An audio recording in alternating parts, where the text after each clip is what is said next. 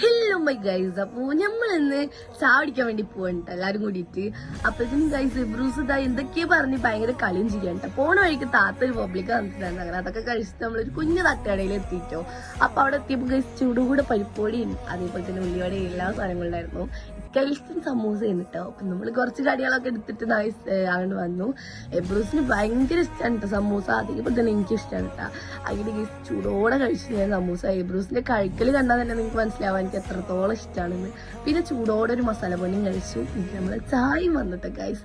അങ്ങനെ അതൊക്കെ കുടിച്ചപ്പോഴാണ് അവരൊരു സാധനം കാണിച്ചത്. ഈ സാധനം ഇത് ശർക്കരയും തേങ്ങ കൊണ്ടുള്ള സാധനം കേട്ടോ. ഭയങ്കര ചൂടായിരുന്നു. കഴിച്ചപ്പോൾ സത്യം പറയല ഭയങ്കരമായിട്ട് ഇഷ്ടപ്പെട്ടിട്ടാ.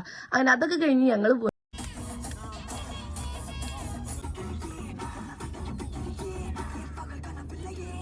അങ്ങനെ ഗൈസ്ത കുറച്ചു നേരം പാട്ടിന്റെ പ്രാന്തൊക്കെ ഇരുന്നിട്ടാ. അങ്ങനെ അതൊക്കെ കഴിഞ്ഞിട്ട് ഗൈസ്ത ഞങ്ങള് പോകണ്ട. അപ്പൊ ഓക്കേടാ.